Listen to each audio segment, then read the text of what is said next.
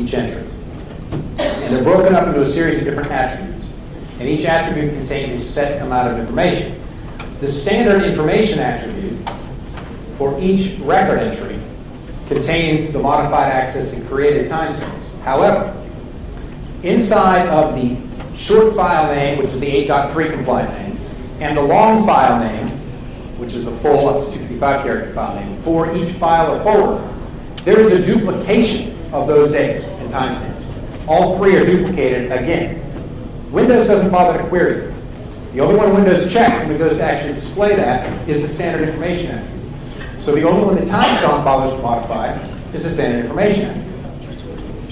So if you actually go through, you can write a script that will manually parse your MFT, your master file table, pull out the date and times from the standard information attribute on everything in your system, compared to those that are duplicated in the short and long file name attributes, and look for deltas.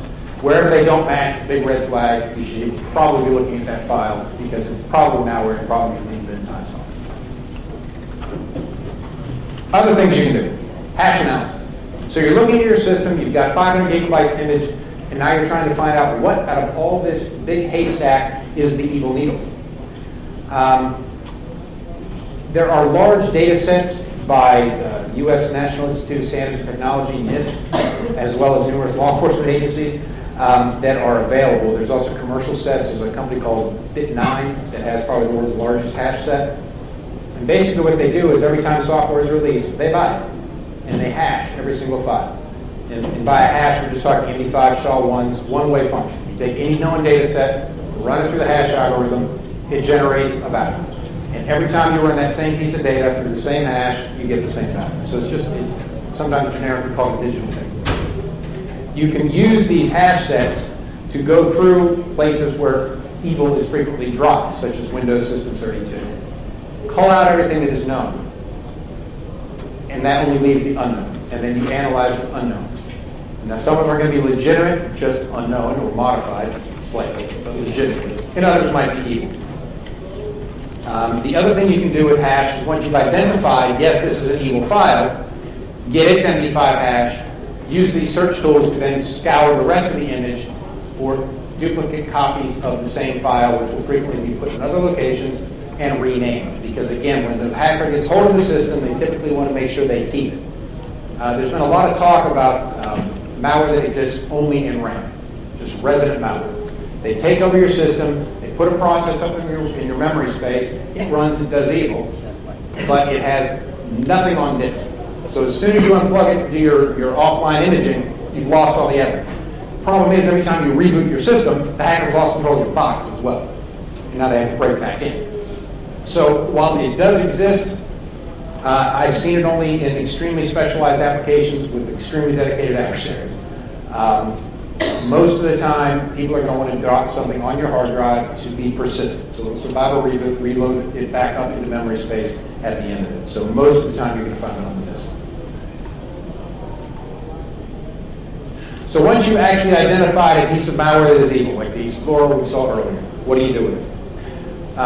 Again, there's many people in this room that are probably better at disassembly than I will ever be, so I'm not going to belabor this point. But general topic, extract it from the image, put it in a sandbox. There's commercials like Norman Sandbox. There's virtual machines, which is I think what most everybody uses for this.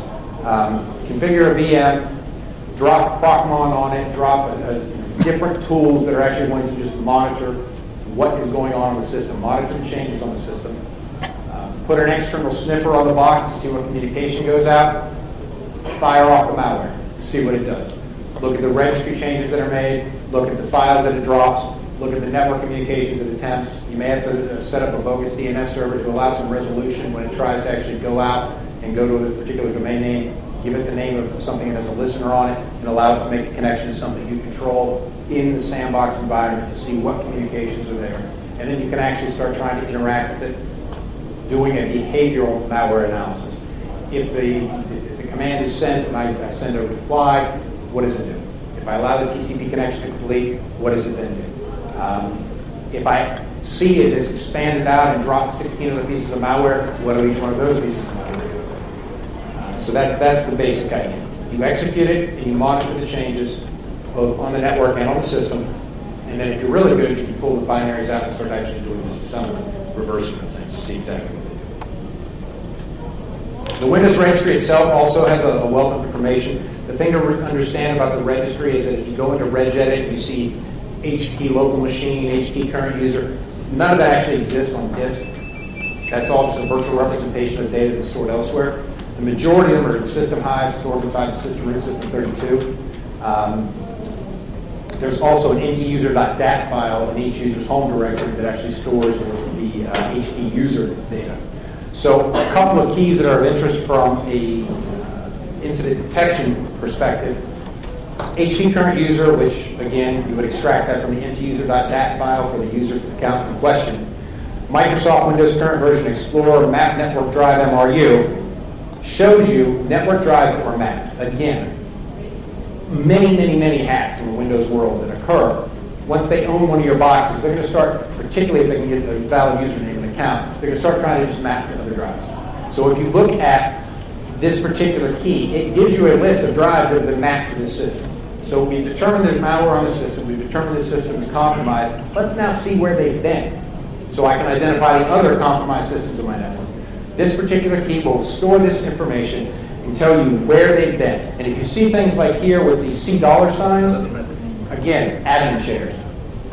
They have connected to another system using an admin share, which means they have some valid administrator credential for that system as well. Now you've got another one you need to go image and do the analysis of, because that's another hacked box. Similar key is in the same location, current version Explorer mount points. If they do a full map where they actually assign it a drive letter and then persist, that goes in the first key I showed you. If they do just sort of a dynamic access on the fly, like go to the CMD, or sorry, they just go to start, run, and then use the UNC, the Universal Naming Convention, whack, computer name, whack, share name, to dynamically look at another computer's data, that will get stored here. And again, if you see the $, or G$, or what any of those $ admin shares, they own the other system as well. Take it under advisement, pull it offline. Another one that is a handy key, again under intuser.dat, is the recent docs. This key actually records, based on the extension of the documents that have been viewed, about the last 10 or so files that were accessed of that type. Now, most of the time, this may give you some indication of where they've been looking at your data, but one that I like to really look at is the zip. Because if they're installing malware, they're frequently going to bring down bundled zip packages. Look at the zips and see what has been accessed on the zip line, and look at the various zips that have been accessed to see if there's additional malware you can identify on the system. And finally, the SAM hide itself.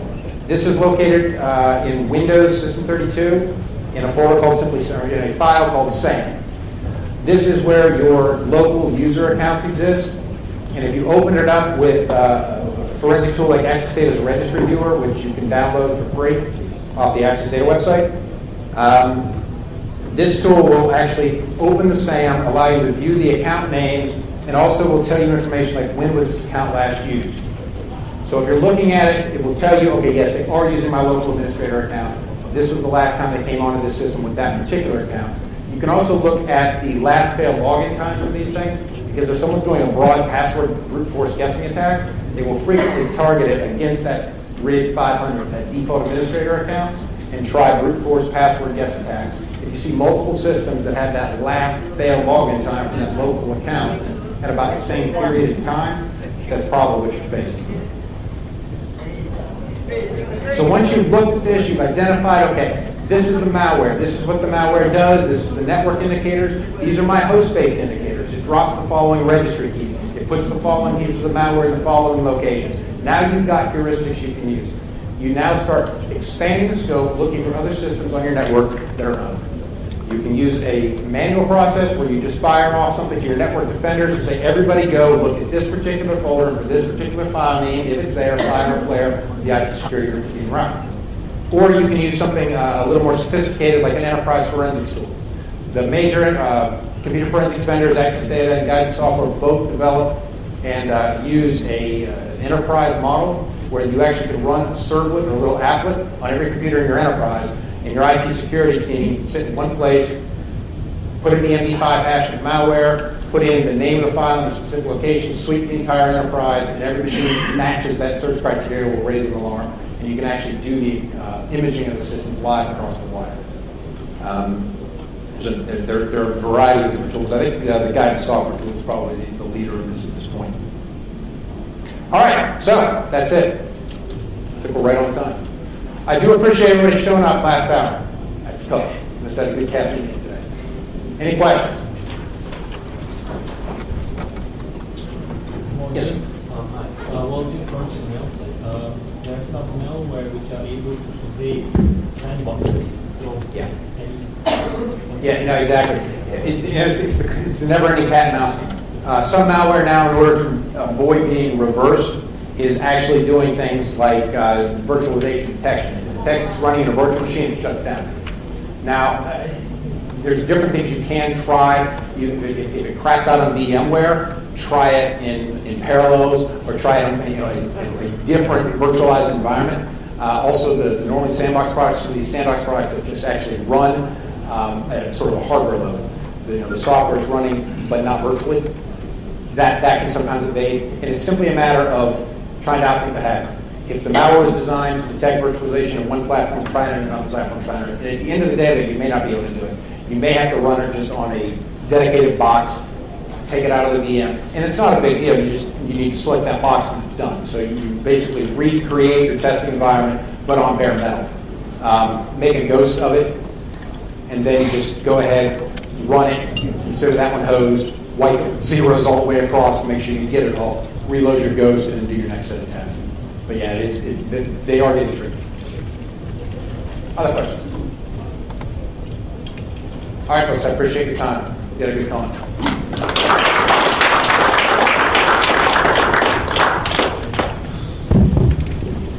Thank you, everybody. We have our CDF prize giving ceremony next door, and also our final ever charity auction. So please head on next door, and also the closing. Thank you. Bye bye.